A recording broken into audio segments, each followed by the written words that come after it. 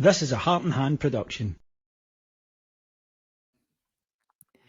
Good evening and welcome back to Heart and Hand. I am your host, Adam Thornton. I've got Ali back again today. We were planning on doing questions just at the end of the last show, but we were talking about how Rangers defend, how they defend set pieces, and how we try to transition that into attack. And I stupidly thought that would take 20, 25 minutes.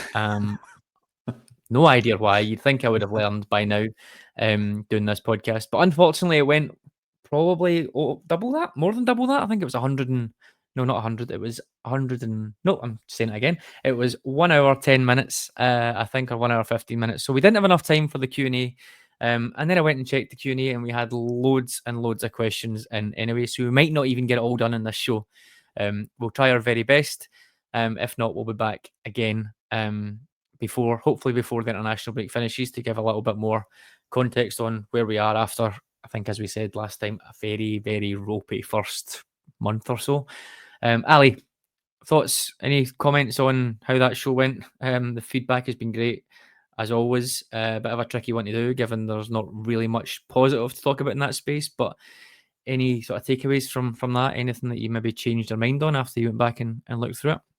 Yeah, no, listen, the set piece one is a hot topic because, again, like we mentioned in the show there about the outcomes piece, right? And it's easy for me to sit here and say, well, this is how you're thinking, and this is why you would set this up. But ultimately, mate, as fans, we're looking for the players to get better, and coming off the back of a season where we were pretty vulnerable in this sort of area, and that appears to have continued despite there being a pretty decent change in the amount of players.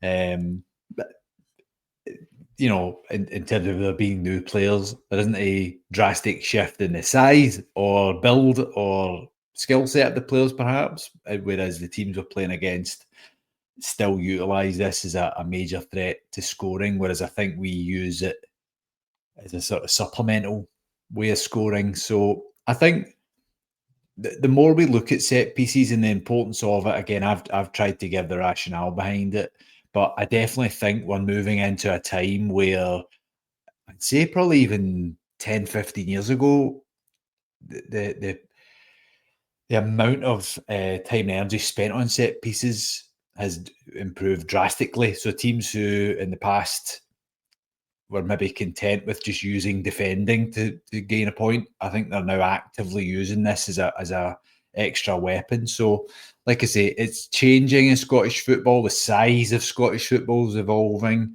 All of these things, we can't say it's the same as it was a long time ago, because it's not. And yeah, like as I mentioned in the show, just try to have an open mind about it all and really dig into the whys rather than, well, we're bad at this because XYZ, Yeah, open minds and Rangers don't always go hand in hand. Certainly not not when we're not winning games, shall I say? But yeah, I agree. Yeah. Patience is always needed, and we never have enough of it. But if you'd asked me at halftime in the Bruges game whether I was patient, then the answer would have been very, very different. Right, so let's dig into the questions then. I have tried to group these into themes. Like I said, there are loads of them. Some of them we probably covered in the last show. Some of them duplicated each other, but we've grouped them together. And some of them we're going to have to cover later, as said. So let's start off. The first bunch of questions that we'll take then is philosophy and identity. Couple of questions from the start to kick us off on this section then. First one is from Ryan Stewart. He uses the quote, which is now being used widely, the Kevin Thelwell quote. Russell comes to Rangers with hard-earned experience. His time in the Premier League has sharpened his approach both tactically and personally. He's better for it, and we believe that will translate into the kind of leadership and performances our supporters expect. His team play dominant football, they control the ball, dictate the tempo, and impose themselves physically. They press aggressively and work relentlessly off the ball. These are all characteristics that we believe are required to be successful at home, away, and abroad. Ryan's question is a bit of a wide-ranging question, but could you discuss this and what you are/aren't seeing so far? Has Martin really sharpened his approach or learned from his spell in the EPL? Is the squad we've assembled capable of delivering this consistently? I'll come to you in a second, Ali, in terms of how difficult this is to do. But also, I guess from my point of view, rightly or wrongly, and people can do what they like, but rightly or wrongly, a lot of people are only comparing to Russell, or are only comparing to Russell Martin in the Premier League, I think. Now, if you were, then you'll say absolutely nothing has changed. This is what it was like there. It's a disaster. We can't keep Wayne's out of close. We don't score any goals. That's fine. I get that. I totally get that. But there are further back than that, more pertinent examples in terms of Southampton at the top of the Championship, the quality of their team versus the rest of the league, the type of football they played, the volume of goals that they scored. Yes, they still had defensive issues, but they scored a lot of goals, particularly with their wingers. So I think when Kevin Thelwell comes out and says that and gets derided because people's opinion is Russell Martin has never done any of those things, I think that is unfair, because I don't think it stacks up to evidence. Whether he can do those things here and quick enough for it to matter is a completely different argument to he's never done that. Why do we expect he can do that? So I think that's an important distinction to make, that if you're only comparing a terrible season last season with a terrible team in the best league in the world, then you're probably going to think that. But there is a wider context there. Ultimately, as I said, doesn't really matter, because all those words Kevin Thelwell said there, we're not really seeing a lot of them, in my opinion. But we are seeing some things. And also, again, sorry to be boring, it is 4 league games into a season, 3 knockout ties, of which it's just get through and a League Cup game against a lower level team. It's still not enough time, in my mind. We didn't have enough players in. We could argue we probably still don't have enough quality players in. But I think now, from this point, I'm comfortable that we need to see huge improvements from now. Kevin Thelwell has said that himself. But I just want to go back to you, I guess, in terms of what you are seeing. Are you seeing things in there? As teams play dominant football, yes, we're seeing that. They control the ball. Yes, we're seeing that. Maybe too much. Dictate the tempo. I would argue in most of the domestic games we've seen that. Whether it works or not, again, is a completely different argument. And impose teams physically. Maybe not seeing that at all. Pressing aggressively, working relentlessly off the ball. I don't think we're seeing much of those, albeit we did in the Celtic game. So I think we're seeing bits of that at points. I don't think it's anywhere near enough. What's your take on it, first of all? And then how quickly should it be expected to see that with all of this flux going on round about? Well, without this becoming a sort of Southampton sort of background disclaimer, I think it's important to look probably first of all the context he took over there, because I think it will probably speak to the context at Rangers too. Southampton's a club, and I only know this again purely from knowing a couple of recruitment guys there who work in Africa of all places. They had went all in on the Red Bull model, and Hasenhüttl was obviously a big part of that. So their full recruitment, full training, full medical department was based on size, strength, transitions, 4-4-2, direct football, and we'll go all in on that. The owner had a complete sea change one summer and decided, we're not doing this. Finally, that next season, got rid of Hasenhüttl, and Martin was seen as that bridging post at a time when the club had to downsize, they had to sell lots of players. They just financially weren't in good shape. The previous owner had a fallout, and everything else went with it. So he was tasked with essentially transforming the club, right? Which is why, from a sporting perspective, he gained a lot of traction with a lot of the sporting directors in England, that this guy could do this. He could take a team, completely transform it. And Martin's mentioned a couple of times in his press about 20-odd players wanting to leave. And again, that's what happens when you're relegated, right? The teams in the bottom division, they want to be in the Premier League. That comes with the territory. But when you're also trying to implement new styles and stuff, yes, that is also hard. You add into that they've been a Premier League club. They think of themselves as a Premier League club. So when we look at them and go, well, it's just Southampton, they don't care. They don't, it doesn't matter as much to them as it does us. There are financial pressures, and they got promoted at a time when they probably weren't ready from a technical perspective, just on the level of player. And then when the club did get promoted, they weren't able to back that up financially, like you're seeing now with the clubs who are, Sunderland, for example, spending loads and loads of money. They took the option of let's go back down and consolidate.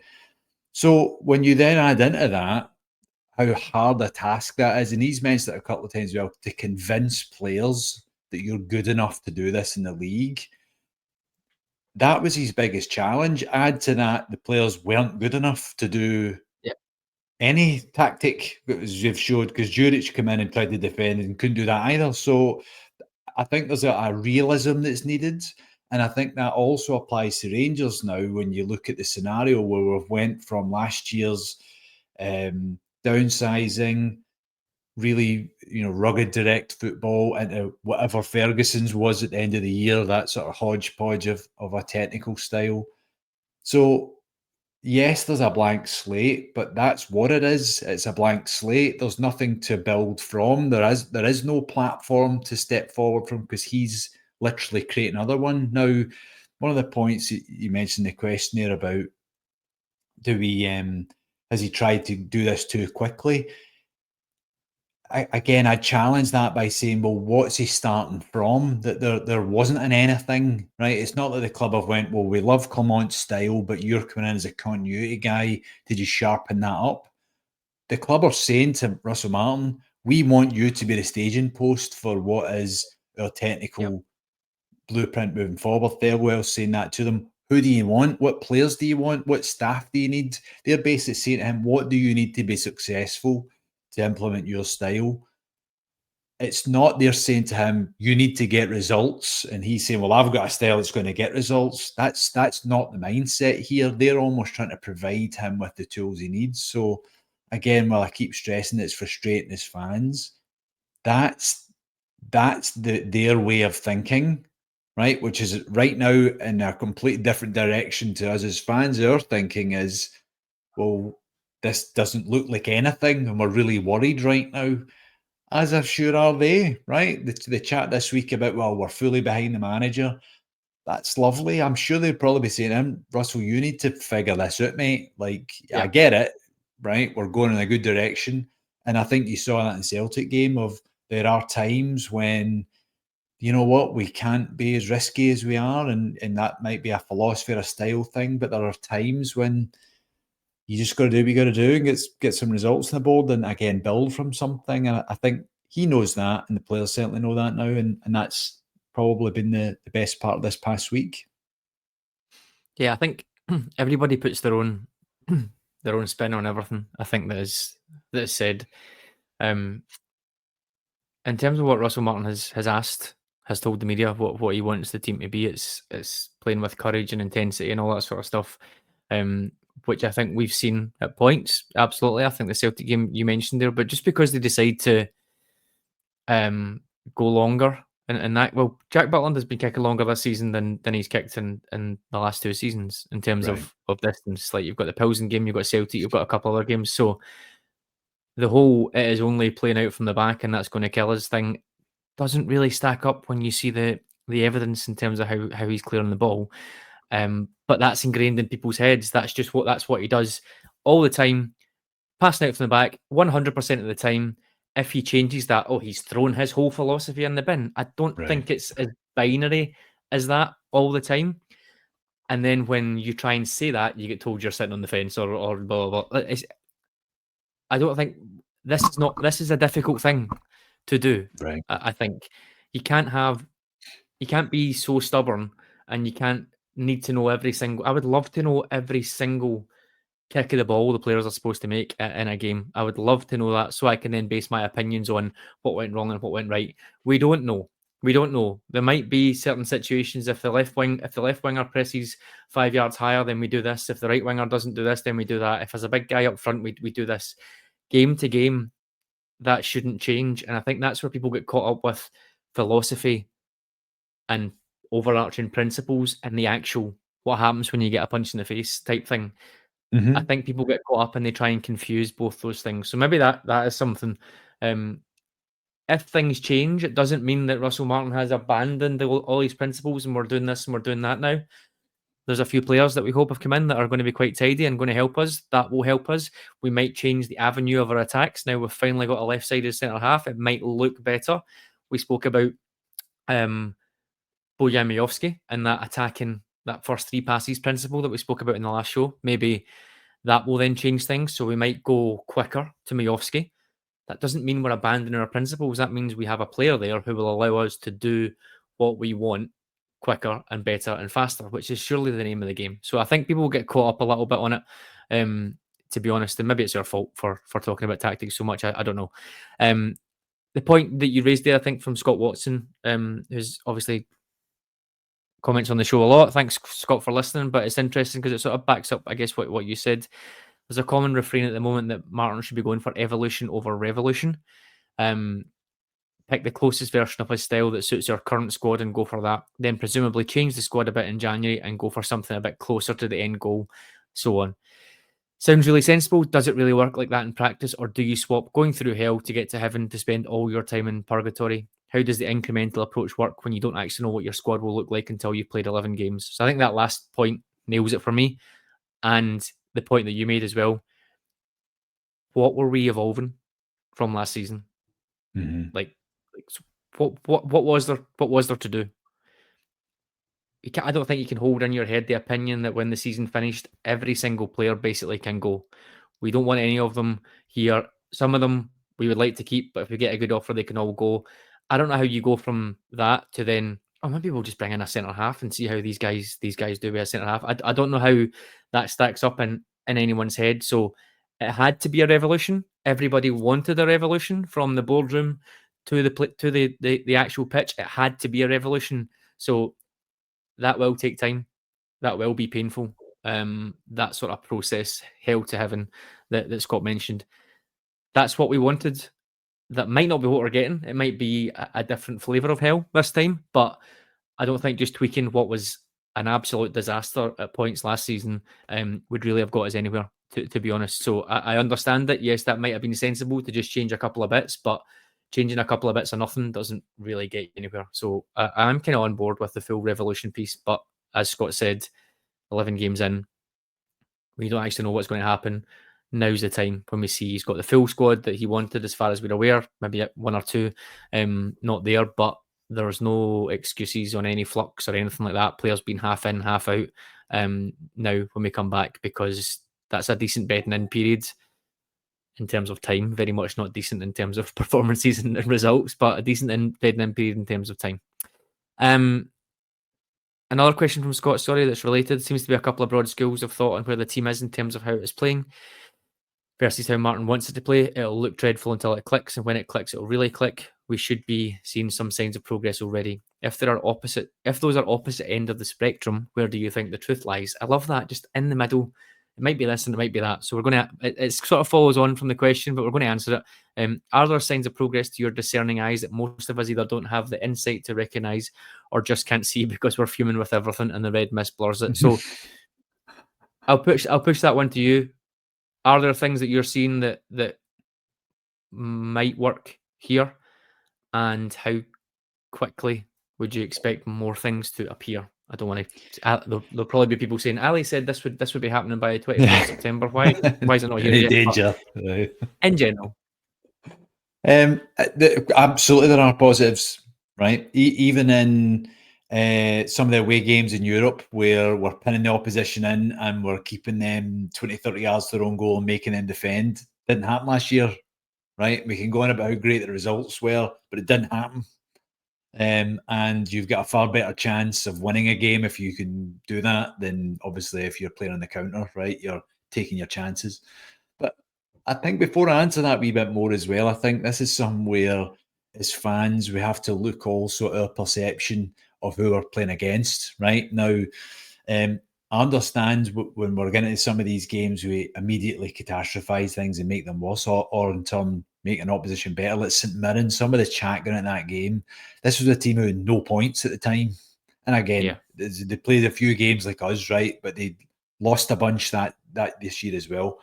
There are teams who we make look better with our style, right? And that's something we need to live with, right? If St Mirren were tasked with playing how Rangers play, they'd be awful at it, right? Because their style isn't ours, right? Now, at the same time, we need to look at it and say, well, we're also not St Mirren. We're trying to play a different way as well.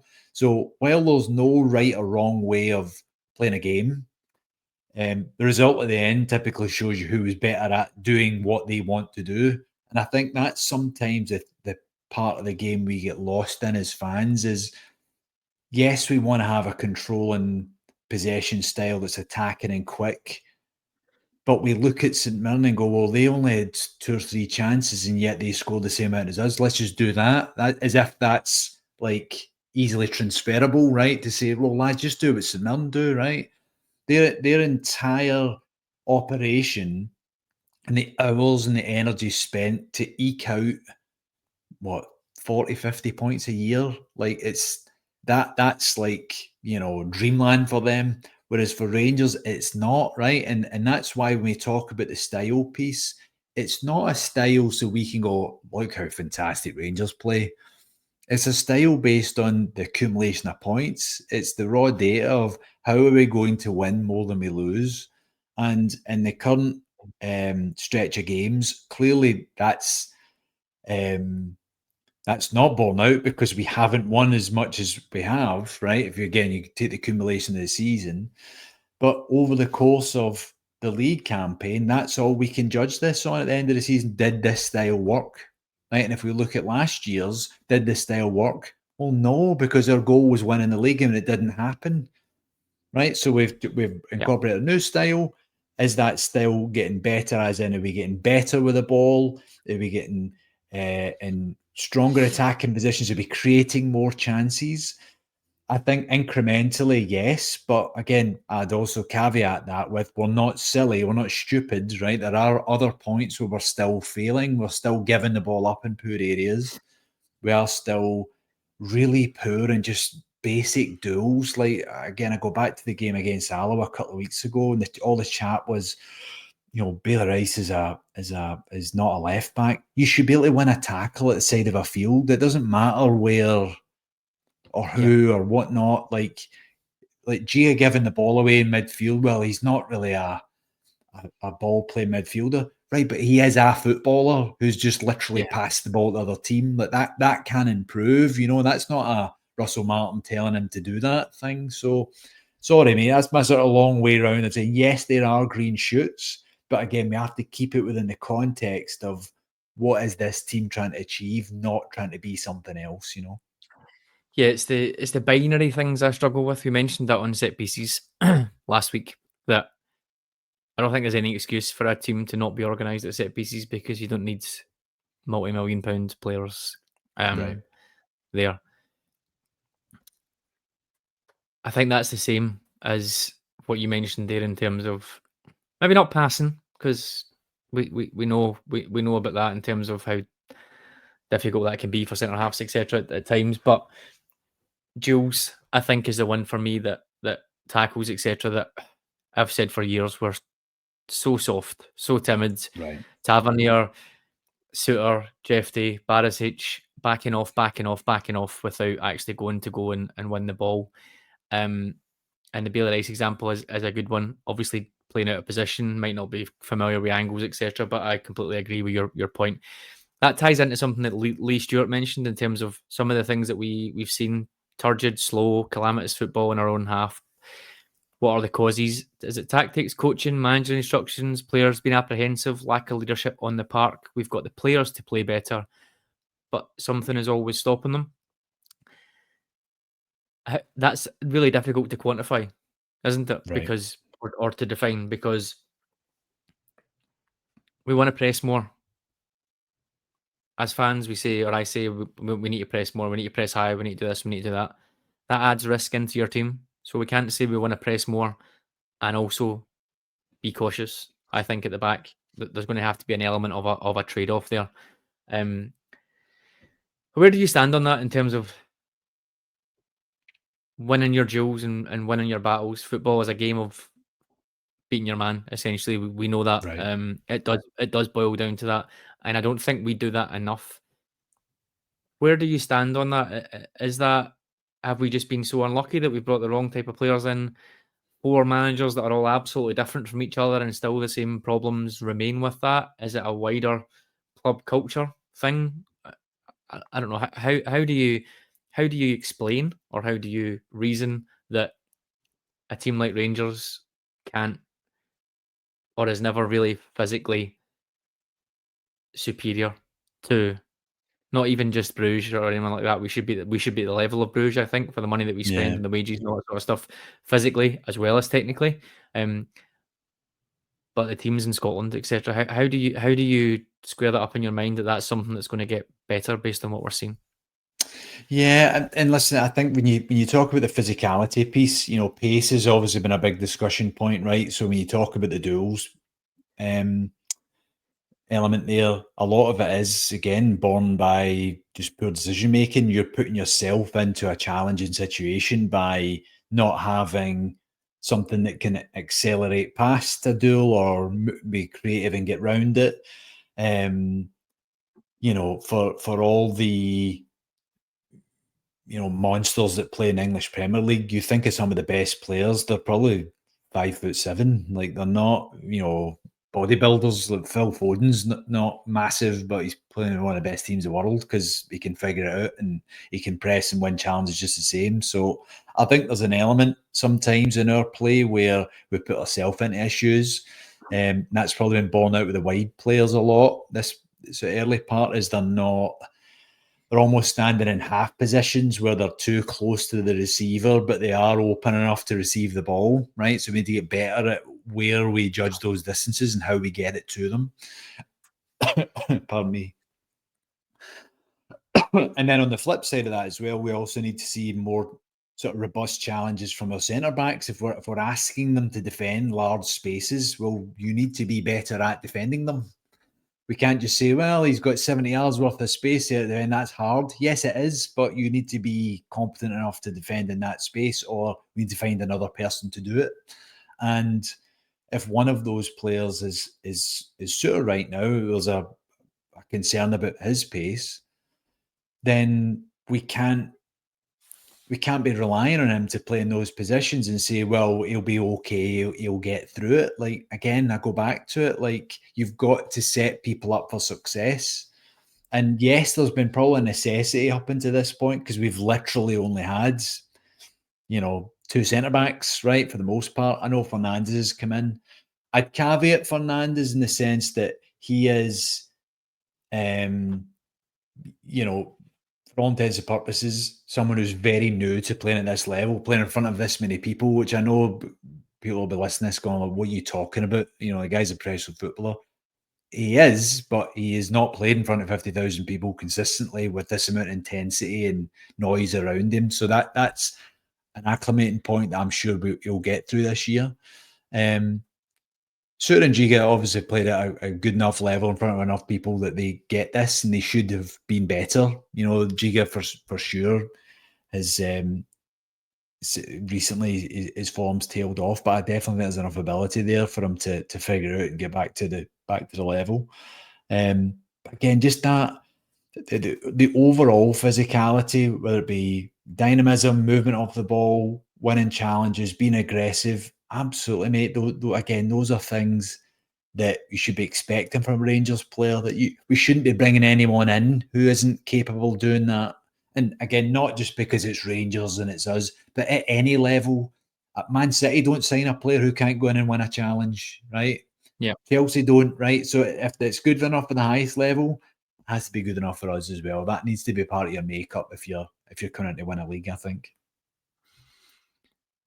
For sure. Okay, so one more question on style, and it's one that a lot of people seem to be getting quite annoyed about. I'm not sure why.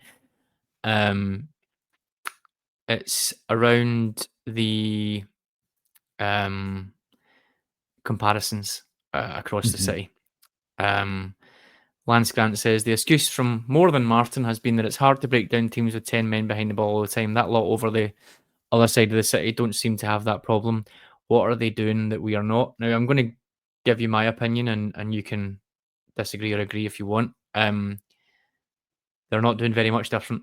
I know people don't seem to like that when you say that, but certainly under Rodgers, they're not doing a whole lot different. Similar style for Postecoglou, but he had a lot more verticality and a lot more intensity in pressing with his players. What Celtic are doing now and what they have been doing under Rodgers is really similar to what Russell Martin, his style is. As in the style, what they're trying to do. Just because it looks different on the pitch potentially at times doesn't mean they're not trying to do the same thing. This is this whole idea. You can have an idea, can you execute it? Maybe not. So that's where that is falling down right now. I do have to say on the flip side, thankfully I don't have loads of Celtic friends, but I do have one or two people that I talk to. Their complaints are pretty weak at the back, pretty weak at set pieces. The centre halves pass the ball between each other too much. We don't really have much threat up top. We've not replaced some of the players that we had that helped us play this style effectively for 4 or 5 years. We haven't really replaced them, so it's not looking great just now. And okay, well, that's all the same problems that we've got, except we never had the benefit of having those players in the first place. So it can be broadly similar without the results being exactly the same. But I do think, in my head, I do think having a club and a manager and players that have played in that way, going into their third season in that specific way, some of them played it before with Rodgers, and some of them played a very, very amped up version of that under Postecoglou. You're talking about a club and a coaching staff, everything, physio, medical, that are used to having to deal with hamstrings, all that sort of stuff, to the level that they would need to play that Postecoglou style. Having all those people around the club who are used to how that works, and the players who are used to playing in that, and the rotations and all that sort of stuff. And to be honest, maybe up until now, although we'll see, having a much better quality of players that can do that in terms of where they are. I think that's the fundamental differences. I think they've done this for so long. They've had the success. They've got the confidence that they will have success again, because let's face it, they've got no reason why they wouldn't think they're going to keep having success, given how we've been over the last couple of years, more than that, and the players that can go and do that. So I think that's the difference. I think similar in terms of what they want to do, but the execution of it is way off for us, and I hope that it will get to that point in time. But right now, obviously, it is not. So that's my take on the comparison, and it's probably a large part of why I'm hopeful about it. In true Rangers fashion, by the time we get there, this will be probably more obsolete than it is just now in terms of this style of play, and we'll end up 3 or 4 years behind as always. But we'll see. Any thoughts on that?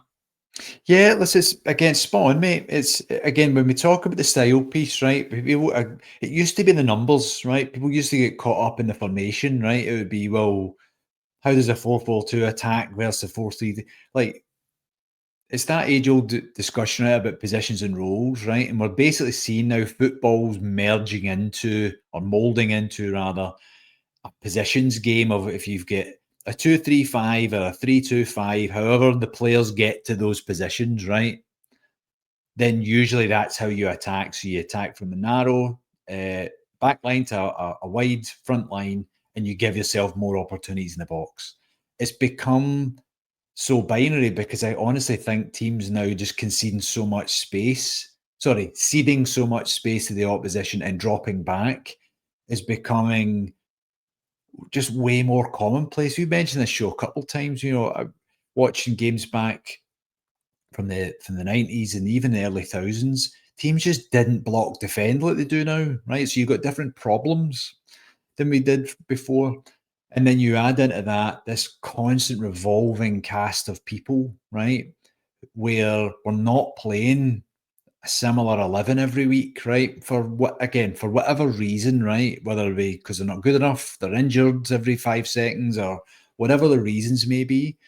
And then the fundamentals of what is their skill sets, right? So you mentioned there about Celtic. Again, they've been doing this since Ronny Deila, which is what, 2013 probably, maybe before that, right? You could argue a bit with Lennon before that too.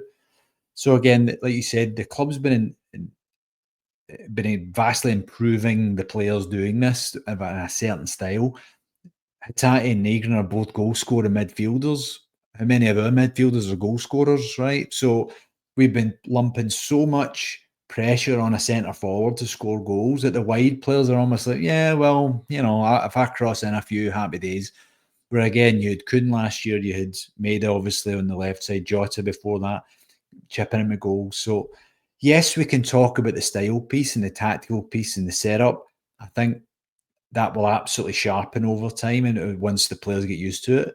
But I keep saying the players own a big part of this, right? If Gassama and Ant-Man, for example, aren't chipping in with double-digit goals every year, we need to be questioning why. And it's not a case of, well, because the manager this. They're in the box more than they're not. So, again, that's up to them to figure that part out. That's why we're paying them a decent salary to like I say, figure that part out. So, yes, it's very simplistic to say it's on the players.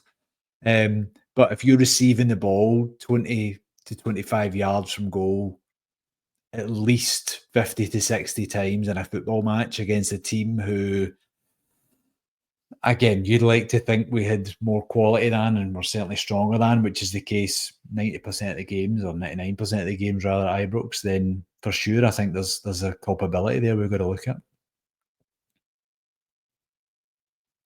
Absolutely. Okay, so next point, which I mean, we got through the first group of questions, and for context, we've got 6 groups, so we'll try and squeeze one in the rest of the show, and we'll fire through the rest of them next time. So next one is around systems and shapes. So just kind of what you were mentioning there, I guess. Duncan has asked, what formation can we play that enables Raskin, Asgard, Gassam, Majovski and Chermiti to all play effectively at the same time in positions that suit them? That is assuming from their reputations, in brackets price, a few decent performances. That is assuming from their reputations that they are likely to be our star players. I struggle to find one that works other than a 4-4-2. Gassama is not defensively skilled, as Bruges demonstrated, so no point playing him as a wing-back. There's a few 4-4-2s, so we'll go for that first, if that's okay. I'll just dig out some of the other questions. From Scott, second question on whether we could see 4-4-2 with the 2 new strikers. Ian Mitchell, is a 4-4-2 with 2 big forwards dead in modern football, or is that just so anti-Russell Martin's philosophy there's no chance of seeing it here? Paul Fitzpatrick talks about 3 at the back. Surely we can't play that system with so many wingers. Martin's not a 4-4-2 man. How does he fit in our 2 new strikers? What do we see going forwards? We'll come back to that. I think that's all on 4-4-2 that I can see. So let's take the first question first. Raskin, Asgard, Gassam, Majovski, and Chermiti. Don't know why Ant-Man's not in there, but if we're just picking everyone that seemed like there, I'm not sure why Ant-Man's not in there. But for me, it's definitely about getting the best players on the park in a way that makes sense and complements them. It's not just about throwing players on and saying, to your point there, on you go, you're the 2 strikers, go and score us goals. Don't worry about how we actually create the chances for you. Just go and do it, because that's not going to happen. What's your thoughts on that? Is there a way that we think we could get those 5 players in together that doesn't involve 2 static strikers? Yeah, I'll be honest, I'd need to see more of Chermiti to understand really his game. Yep. I mean, looking at his clips, seems very creative for what you would look at and say physically a target striker. A lot better dribbler than I thought he would probably be. So in an odd way, my brain would be right away thinking, can we play this guy off the sides and get a wide target man, hitting diagonals and get him attacking a box to the side? That could be mental because you don't really want that guy defending. I think, sorry to interrupt, I spoke to someone I'm trying to write a Chermiti piece at the minute. And I spoke to an athletic journalist that's down there and said Moyes was using him a little bit off the right. I don't know how it went, but right, very Davy Moyes type thing to do, I guess. So I'm not sure there's much comparison between Russell Martin and Davy Moyes in terms of anything, literally. But it wouldn't be alien to him, whether he loves it or not. I don't know. Yeah, and so like I say, I think there's that question. There's the Majowski thing of is he just a centre forward, right? Is there an opportunity there to again use that pace and use that dynamism from a wide space as well? I think where you got to look at the overall structure, it starts from the back with these teams, with Martin's teams, and certainly with positional play. However you dress it up, there is always a number 6 in that positional play system. So when I saw 4-2-3-1 the other day, that sort of blew my mind a little bit as to, okay, well, this doesn't really fit in. But as we saw, that performance against Celtic was not a positional play performance in the slightest. So that would be how I'd say, well, it's going to have a 6 in it, right? So whether that's a diamond 4 in midfield, whether that's a 3-man midfield. So again, you then work out the numbers around that, right? So if it's 2 centre backs and a 6, then chances are you're probably looking at attacking fullbacks and inside forwards, or a variation thereof on either side. So again, where you play the people, I think is probably, it probably goes back to the first place of what your certain structure is to begin with. And if it's got a 6 and 2 centre backs, again, I'm not entirely sure, to be honest, how you get 2 forwards into that without one of them being a wide guy, personally. Yeah, so my 2 cents on that before we move on to 3-5-2, my 2 cents on that are he has played 4-4-2 before at Southampton, which again is one of those things. It's there. Let's not pretend it never happened, because it's happened, and there's games that you can watch. If you're not aware of it, that's fine. That's one thing. But let's not use that to project our future opinions of he will never do X, Y, Z. Adam Armstrong and Shea Adams played together a lot. Yes, probably more often. Adam Armstrong was playing off of a side to some extent. Doesn't make him a winger. Still a striker. Right. Doesn't make him a winger. We've way back to we used to speak about the impact that Kemar Roofe or Joe Aribo had on the right hand side of the attack versus Daniel Candeias. Just because you're playing somewhere doesn't mean you're the same type of player as everyone that is there. So he has done it. I don't have to hand how often. Maybe not a lot, but he has done it. So if we've seen it, I wouldn't be hugely surprised in certain games, again, certain scenarios. But maybe to your point, what might be more likely is at times, if we want to hang a ball up to the back post and have someone out there looking at it, out there picking it up, so that we can get players round about them. The same point about Majowski earlier on today. If we want to use those diagonal balls rather than vertical balls, then cool. But yeah, I'm kind of the same as you in terms of a 4-4-2. Well, I think anyway, we can't control our midfield with a 3 right now, and we haven't been able to control our midfield with a 3 for years. So if we were to play a 2 in there, I think that's going to be even more of an issue, is my take on that right now. But I'm not saying it couldn't happen. There could be options, for example, just guessing here, but Diomande tucking in a way that maybe Claudio Reyna used to do, if you want a recent example, or 27 years ago. In the way that Claudio Reyna used to do, tucking into form a 3, and then you've got a winger that can go and give you a bit more of a base, like a kind of lopsided type formation. Something like that could work. You're not giving up the midfield space, but you're also being a little bit more aggressive with one winger and a bit more conservative. Same with the fullbacks. But what I think would work a lot, and I'm probably going to regret saying this because I've never been a 3 at the back guy ever. I don't really enjoy it. But I think I've always said consistently, I don't really enjoy it, because if this was Rangers and this Rangers were trying to do this, it would be 3 defenders that can't kick the ball and 2 fullbacks that basically stood as a back 5, and then you've got 2 less players in attack than you would have now. I'm not quite sure that would be the case with the Russell Martin back 3. I'm not sure it has been the case with the Russell Martin back 3. So that would be quite interesting to me, because I agree with your point. If it's a 4 and a 3-man midfield, there's always going to be a 6 in there. I don't think we've got a 6, as I said on the last show. I don't think we've got a 6 that can consistently do that. So maybe stop trying to. and let your centre backs build up better.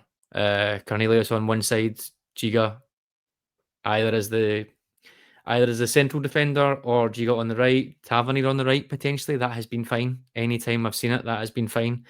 Can step out with the ball, Giga can cover, Suter can cover, and Giga can go on that side. You've got Cornelius, Enciala should be able to come back in and do that as well, you would hope. But you're not going to be 3 defensive centre halves sitting there. You're going to have 2 of them going forwards, 1 covering. That, to my mind, should help avoid goals that we conceded, such as the St Mirren game. If you've got 3 centre halves spaced, you might have 1 really aggressive up, but you've got the 2 behind. That might help. And there, it would allow us to be a little bit more attacking on the a little bit more attacking on the wings. I take the point about Gassam and maybe the defensive duties, but I think that can be worked on. Magoma on the other side seems a perfect fit to me as a left-sided wing back. That seems good. Antman, Gassam, whoever else on that side, yes, might be a little bit of an issue. But then you've also got the base in the middle, so you could afford to have Raskin and Diamandi in there, and none of them be the sitting midfielder because you've got 3 behind you. You then have the flexibility to have Gassam, Antman, Mikey Moore, Asgard, probably missing loads by Rami, etc., playing behind a focal point. Then to your point, maybe Majowski can play behind the focal point at sometimes. Maybe Chermiti can play behind the focal point at sometimes. So a kind of 3-4-3 or a 3-5-2 or a 3-4-2-1, depending on what you need, I think would work. And all that is just a configuration of the front 3. It would be a 3-4 in midfield, and then whether it's a 2 and a 1, whether it's a 3 on its own, whether it's a 1 and a 2. I think that could be quite interesting. And we have seen it a bit. Maybe not. We haven't always seen it with some of those players, and mostly it's been seeing out games, etc. So it'd be interesting to see if we did something like that. Some of these games that are coming up, we are probably going to dominate the ball, but Hearts and Hibs together, it's going to be end to end, I think, at times. So that would be quite interesting, I think. Try and keep the core basically of positional play, rest defense, all that sort of stuff, but try and flip the switch, turn the dial towards creating chances now. Something like a 3-5-2, 3-4-2-1, 3-4-1-2 to raise the number of shots you're taking because you've got more players up there, but also protect transitions with the additional players that you've got in that can do that. I think that's still staying true to positional play, but also helps us to meet the demand of guarding transitions and getting more people in the box, taking more shots, all that sort of stuff. So that could work for me in theory.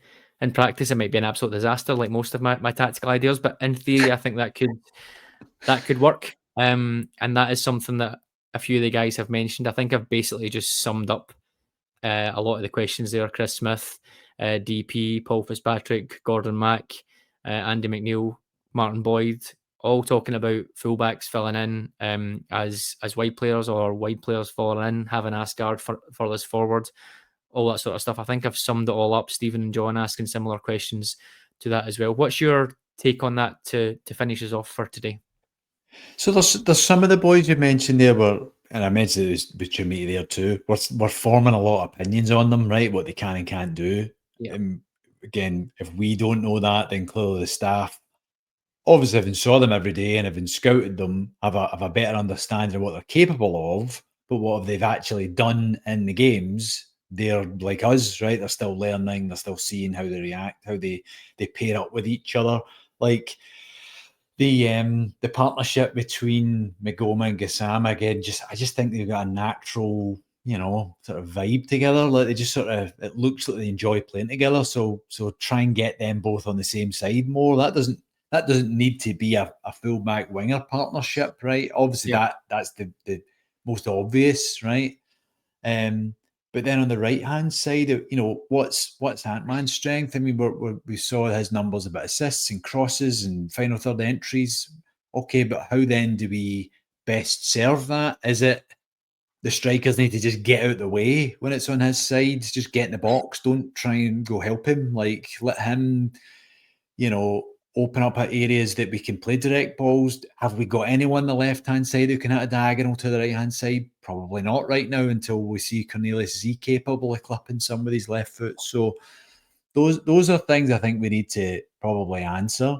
But also, again, I just think it boils down to right now what we've saw is that build-up phase into the final third has been, we've used the phrase a lot clunky. It has been that. There's not been a lot of quality, which has obviously hampered the final third, which has hampered their scoring. So I think that's the hurdle right now we need to get over, is how do we find the gaps in a system that doesn't have a lot of them, right? We're playing against teams largely who are playing 3 central midfielders, or certainly 3 people clogging up the middle at whatever phase of the game, and not be so basically concerned all the time with, well, there's 2 people we need to guard up front. I think that was very much a Beale problem, going back to the show there on him, is he worried more about what the opposition did and based the attack on that, rather than, listen, we're just going to attack this way, and when that happens, here's how we're going to defend, and I think we'll have enough. Do you know what I mean? I think that may be the element of this that we need to stop overthinking it. I completely agree. Yeah, I completely agree. Overthinking it, I think you could argue we have done that a lot over the last few years, like you said, and we could argue we're probably doing it a little bit now as well. I well on board with players winning matches, etc., but you need to set them up for success as well. Just because the majority of games are won by players is great, but if they're not in the positions to maximise their skill set, then it almost becomes a bit of a moot point. Okay, can't believe that's me a back 3 guy now. That's devastating. But yeah, we'll see. Okay, so lots and lots of questions. Thank you once again. Ridiculous amounts. I always think, I'm not sure we're going to get any, and I only had the message up or the thread up for about 90 minutes, and we got like 50 or 60. So thank you again for the support on Patreon, and we'll be back again towards the end of the week with the second half of the questions before the football gets back to us again next weekend against Hearts. Ali, thank you for coming on. Appreciate it, mate. Thanks a lot. And once again, thank you all for listening, watching, whatever you've done for this one. Cheers.